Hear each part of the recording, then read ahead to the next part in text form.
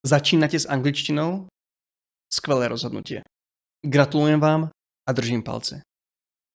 Svojou šikovnosťou, odhodlaním a disciplínou si môžete otvoriť dvere k lepšiemu zamestnaniu, k intenzívnejšiemu prežívaniu umenia a možno v sebe objavíte človeka, o ktorom ste ani netušili, že existuje. Skôr však, ako sa ponoríme do hlbín objavovania anglického jazyka, povedzme si niečo o najzákladnejších rozdieloch medzi slovenčinou a angličtinou.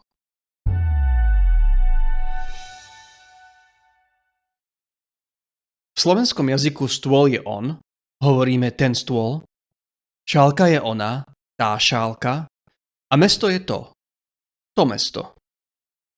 V angličtine sa však používa tzv. Prirodzený rod. Znamená to, že on, he, je len muž a ona, she, je len žena. Každá iná neživotná vec je vždy to, it. Ďalším dôležitým rozdielom medzi slovenčinou a angličtinou je to, že v anglickom jazyku neskloňujeme. K slovenským podstatným menám pridávame koncovky podľa toho, v akom sú páde. Psa, psovi, psom. V angličtine však pády neexistujú a k podstatnému menu sa žiadna koncovka nepridáva. Čiže povieme I have a dog. Mám psa. I gave it to the dog. Dal som to psovi. I came with my dog. Prišiel som so psom. Ako môžeme vidieť, v každom jednom prípade použijeme to isté slovo v anglickom jazyku, hoci v slovenčine sa tá prípona mení v závislosti od použitého pádu. V anglickom jazyku je do veľkej miery jedno, s ktorou osobou sloveso použijeme, pretože žiadna koncovka sa nepridáva. Ja pracujem, I work. Ty pracuješ, you work. A oni pracujú, they work. Ako si môžeme všimnúť, v slovenčine pridávame koncovky na konci slovesa m, eš, you v závislosti od osoby, kdežto v anglickom jazyku sa absolútne nič za sloveso nepridáva. Jedno anglické slovo môže niekedy byť naraz vecou, činnosťou aj vlastnosťou, a to bez toho, aby sa menil jeho tvar. My work is good. Moja práca je dobrá. I like my work. Mám rád svoju prácu. Keď sa môžeme opýtať kto čo, práca, alebo koho čo, prácu, pôjde o podstatné meno. Keď slovo nasleduje po osobe, pôjde zrejme o sloveso. I work, pracujem v soboty. On Saturdays. No a keď sa slovo nachádza pred podstatným menom, zrejme pôjde o vlastnosť, prídavné meno. They have work clothes.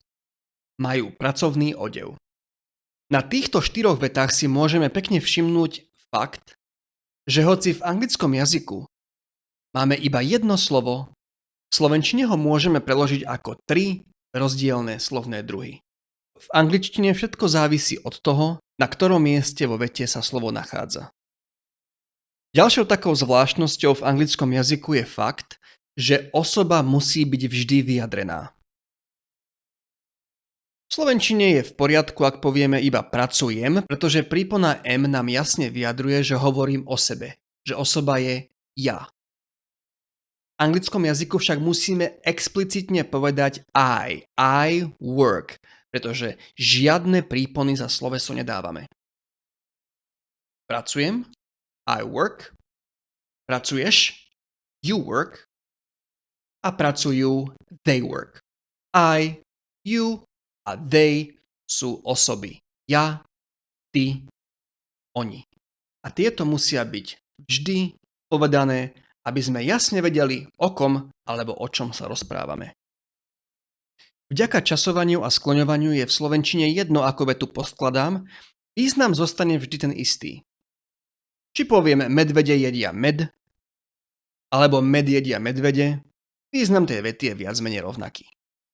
V angličtine to takto nefunguje. Slovosled je fixný, pevný a má poväčšine takúto štruktúru.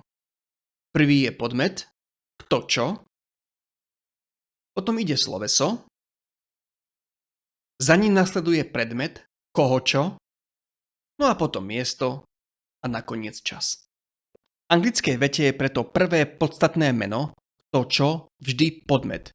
V tomto prípade bears, medvede. Bears ate honey. Medvede zjedli med. V tomto prípade slovo med, honey, je podmet, pretože je to prvé podstatné meno a preto sa význam tejto vety zmení a bude znamenať, že med zjedol medvede. Pretože slovosled je pevne daný, v anglickom jazyku nie je jedno, ako vetu poskladáme. No a nakoniec anglická výslovnosť. V slovenčine hlásky do veľkej miery vyslovujeme tak, ako ich píšeme. V angličtine to však v mnohých prípadoch neplatí. To, čo v slovenčine je i, v angličtine je I. Need je need. Nice vyslovujeme ako nice a bought, celkom krkolomné, vyslovujeme ako bought. Bohužiaľ, anglická výslovnosť sa neriadi nejakými jasnými pravidlami, ktoré by sme sa mohli ľahko naučiť a potom používať. Ale pravidelným hovorením a aktívnym počúvaním si správnu výslovnosť osvojíte a počase ju budete používať automaticky. Angličtina sa od slovenčiny v mnohom líši, ale majú až prekvapivo veľa spoločného a aj to budeme v nasledujúcich lekciách využívať. Na objavnej ceste za anglickým jazykom vám prajeme mnoho úspechov a urobíme všetko preto, aby ste boli so svojimi výsledkami spokojní. Ako sa hovorí v známom prísloví, keď sa naučíte nový jazyk, ako by ste sa trochu stali aj iným človekom. V tomto prípade človekom, pre ktorého hranice, najmä tie jazykové, zmiznú. Všetko dobré.